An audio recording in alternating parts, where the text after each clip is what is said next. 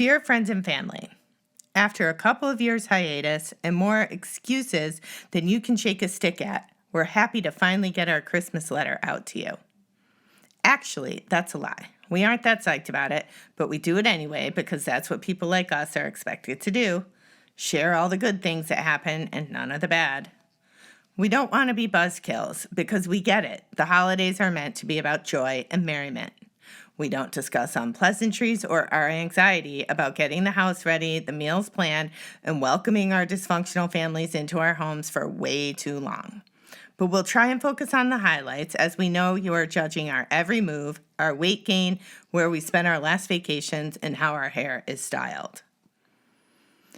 It's hard to believe we've been in the same house for over 10 years. Before then, we moved around quite a bit. From a condo with 2 of us, and then, surprise, 3 of us, just like that, to a rental for 4 of us, to a McMansion built for people who don't like each other, back to a small urban farmhouse built for a family of mice, to finally landing in the sprawling suburb of Winnetka back in 2009. Needless to say, the move to the suburbs involved contemplation, as we didn't want to be those people that succumb to the soccer mom lifestyle that includes little to no nightlife. Lo and behold, a minivan with flames followed shortly after, along with the trampoline, ice hockey rink, and 2 more dogs. We surprised even ourselves and found our lives to be blissful. Despite a short stint at a country club, we found tennis, golf, and Arnold Palmer's weren't jiving with us, so we found solace in accepting that that wasn't part of our American dream. Once the dust settled, Michael began his work on an ambitious plan to educate the youth of America. Too ambitious, I guess. So after 8 solid years of hard work, he closed shop, sold the building, threw away the keys, and appeared to crumble. Where's my guy? Is this depression? Does this mean financial ruin? Yikes, what will people think? Well, the minivan's still here and the half pipe in the backyard. So I walked with my chin up and my faith in God. There were days I didn't think he'd make it, but Nashville Songwriters Association? Okay. Tao Te Ching by the bedside? What? Weekly hangouts with a rabbi? Well, that's nice.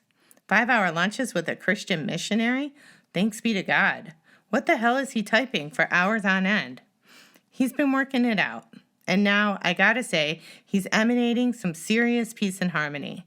The conversation he has with me and the kids over steaming hot bowls of pasta made from scratch are real and long. He doesn't get thrown off by much, and the chance encounters with our neighbors on our absurdly slow bike rides through the neighborhood are beautiful. He almost always has an annoyingly kind thing to say. A true yin to my yang, which I'm into, if I'm honest. We might qualify for couple of the decade. We're such good collaborators, I can hardly stand us. Me, on the other hand, have my own mess to clean up. Back in 2005, after a bout with postpartum depression, I landed headfirst in the psych ward at a facility in the Arizona desert. Drugs, alcohol, and a host of unsavory characters were left on the streets of Chicago as I began my ascent into being enlightened. Herbal tea drinker and novel yoga lover, I left the desert vowing never to use anything that affected me from the neck up and found myself knee-deep in mothering our 2 young boys and making sense of it all through my art practice. While things appear to be on the upswing as I continue to work an anonymous 12-step program, which, by the way, half our region could benefit from being members, I try not to judge because it's not nice. I've not included myself in past Christmas cards.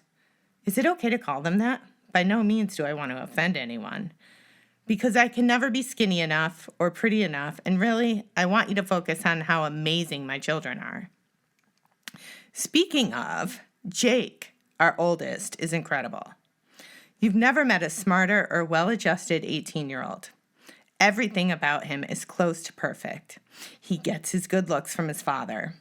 He had a rough going early on in life, but he is a thriving teenager today. Initially, he got kicked out of Montessori, which is fine because we didn't like the director anyway. And then he had a love affair with the F word. Fuck it. He loved saying the word fuck and taught his entire kindergarten class the word and spent the latter half of that year eating lunch with the principal. Showing no remorse, he continued to white-knuckle his way through school until we had a disagreement with his 5th grade teacher and tried our hand at homeschooling. Being pre-COVID times, this was unheard of in our neighborhood, so, as you can suspect, we became that family. Eventually, he settled back into our local school system, albeit a year behind where he started because, did you know, everyone starts their boys a year later than they are supposed to. It was news to me. I guess they get some sort of advantage over the rest of the world. We were dumbfounded when we found this out. Today, he is a flourishing, college-bound, khaki pant, baseball hat, sweatshirt-wearing teen who enjoys a good whiskey, driving fast cars, and the occasional political discussion. Please note, he does the first two illegally, but we turn a blind eye and sweep it under the rug. On the other hand, our youngest, Bug, has dropped out of high school. Now, mind you, he did peak in kindergarten, and it took him a few years to get his footing back as the BMOC. For the Gen Z who may be reading their parents' mail, that means big man on campus.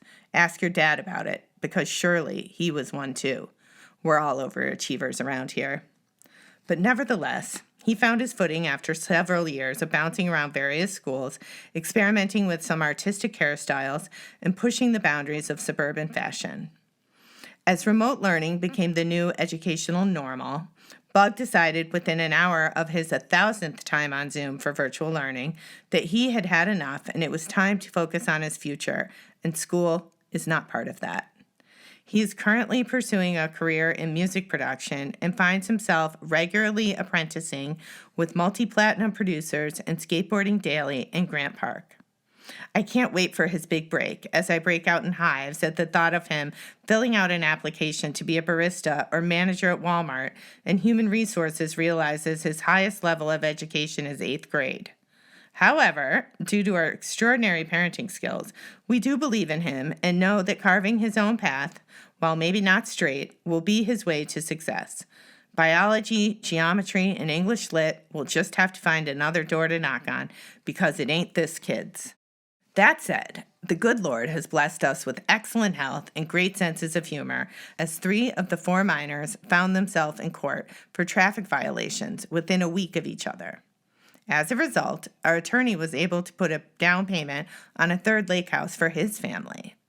In addition to these minor scrapes with the law, a collective 30 pounds was gained, all vacations were canceled, and what started as nightly forced family fun has now winnowed down to 2 nights a week, mandatory family dinner.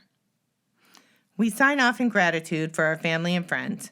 We hope you'll stay in touch via snail mail, phone, text, or social media. Aren't we lucky we've got options? #blessed. Maggie, Mike, Jake, and Bug.